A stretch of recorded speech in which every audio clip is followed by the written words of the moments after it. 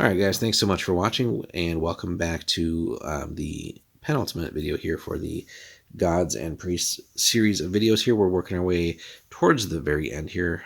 So we got Belinik and then one more sort of special video for the series. But Belinik is an intermediate god known as the Prince of Terror and Lord of Strife. So as we can guess, basically the main bad guy god now since Deismar. So chaotic evil is the alignment here. So Belinik was the chosen champion of Azrai and the warrior king who led the Voss into the War of Shadow at the Dark Lord's command. Much of his raw power descended to Belinik at Mount Deismar, elevating the brutal tyrant to the ranks of godhood. Belinik embodies the Voss belief that might makes right. Those who follow him believe that strength and savagery are all a true warrior needs. Now, he has a pretty combat-focused avatar, as you might guess here. So, yeah, as it says, he delights in bloodletting and hovers over, and obviously they made a typo here way back when, but would really realistically say like hovers over battlefields and other mortal combats. His avatar takes the form of either a cave bear, or if you want to just show him in all his glory, an 18th level warrior in plate mail +4 with a battle axe +4 of wounding and sharpness. So pretty potent stuff there. 18th level is already going to be crazy stacked for abilities, and has some solid defense and some very solid offense weaponry. Doesn't really need much more to be scary. Then the priesthood, yes, there is a priesthood here, is revered by all the Voss warriors, and his priests command great influence in Vossgard. Not unusual for priests to instigate blood feuds or wars between the different clans in order to please Belinik. A priest of Belinik can never back down from a battle and must demonstrate that he is fit to serve his god by showing strength and bloodlust. So with Krisha, we kind of had like the all-female priesthood. It doesn't outright say it here, but we can kind of assume mostly that this is going to be an all-male priesthood. Although, again, you could have female warriors as well. Unlike a lot of the other gods here, we do have 3 ability score requirements. Nothing too tough, though. Wisdom of 9, Strength 12, Constitution 12. As long as you're evil, you basically make it.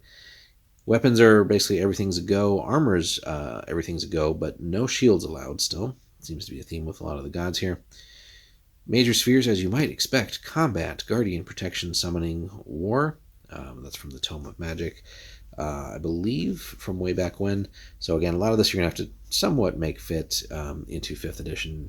If you're playing that, there's going to be some changes. But if you're purely playing this out of 2nd ed, you'll have everything you need. Alrighty, guys. And then minor spheres, all charm, animal, healing. And we have different levels here going again with kind of odd levels. So level 1, we will have +1 to attacks with 1 weapon of choice, so it's already pretty potent to start off more combat focused. At the early levels, at level 3, attack 3 times per 2 rounds. Again, you'll have to kind of integrate that with how number of attacks and stuff in your edition of choice. Level 5, +1 to strength and constitution scores. So again, that could get a little overpowered with the normal ability score progression in 5th, depending on how you want to work that. So just make sure you feel like you're keeping things in balance there. Again, here they say everything tops out at 18. And then level 7, +2 to saves versus mind-affecting magic, which is a pretty cool ability to have, since you normally wouldn't necessarily be saving or being too well protected against that as a warrior necessarily there. And then finally at level 9, you actually just cause fear once per day, which is pretty crazy as a priest as well. And now they do not get the ability to turn undead, but they might not need that if they can just sort of combat their way through it as well.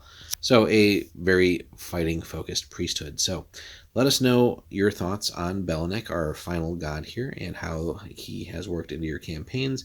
Whether you've campaigned over in Vossgard or in other ways had Voss featured in your campaigns and how that's worked. And, if you've either encountered a character in your campaigns as players where they were part of the Belinik's priesthood, or you as a DM maybe even allowed one of your characters to be in Belinik's priesthood, and just how all that craziness has worked out. So we'd love to hear your stories on Belinik, and maybe even Belinik and Krisha, and how that's worked in your campaigns together. Again, if you've really focused a lot on the Voss.